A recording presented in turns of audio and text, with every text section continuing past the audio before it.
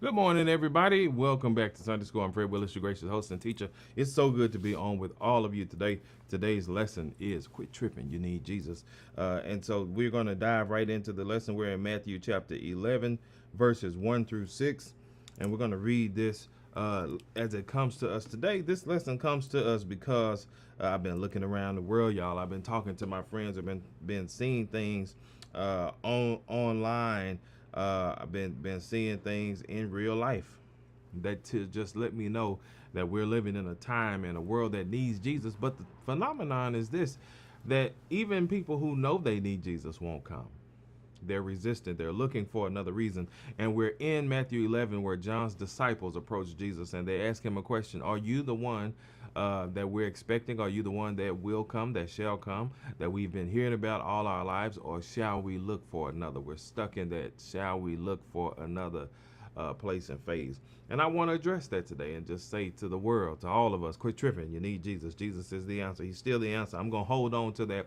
I'm not calling myself anything but a believer when I say that, and I know I'm going to kind of run aground with certain thoughts. I'm going to, kind of clash with some current thoughts, but I don't care. Jesus is the answer. I tried him and I know him for myself. That's my testimony. Matthew 11 and 1 reads thusly: When Jesus had finished giving these instructions to his 12 disciples, he went out to teach and preach in towns throughout the region. John the Baptist, who was in prison, heard about all the things the Messiah was doing, so he sent his disciples to ask, are you the Messiah we've been expecting, or should we keep looking for someone else? I'm reading from the New Living Translation, y'all. Jesus told them, verse 4, go back to John and tell him what you have heard and seen. Tell him what you have heard and seen. This is how the gospel spreads, when we tell what we have heard and seen, especially in our own lives.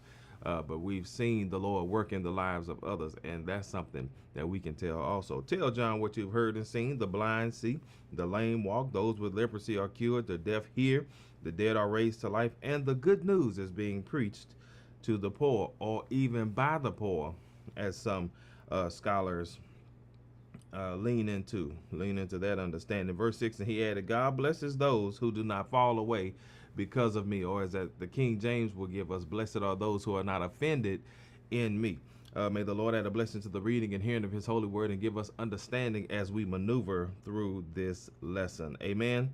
Let me fix something real quick. Going here. All right, we're back in. So our lesson today says, quit tripping, you need Jesus.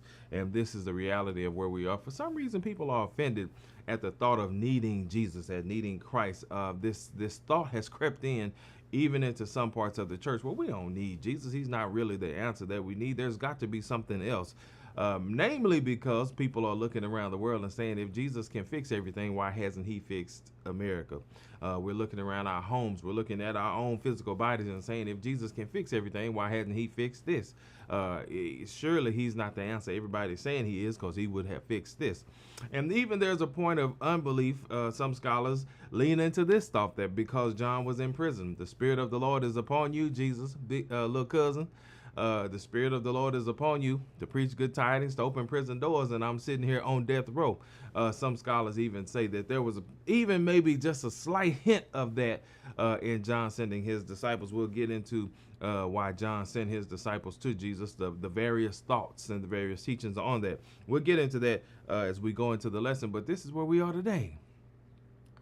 So many people are struggling with their faith. So many of them are struggling with, is Jesus really the answer? And even us saying this in 2026, you remember, you may not remember this, but I remember as a kid, there was a song that came out in the 90s that said, if we ever needed the Lord before, we sure do need him now. And we needed him in the 90s. That was 30 years ago. We need him even more right now. And so this is where we are with this thought. There are people who know they need to come to Jesus.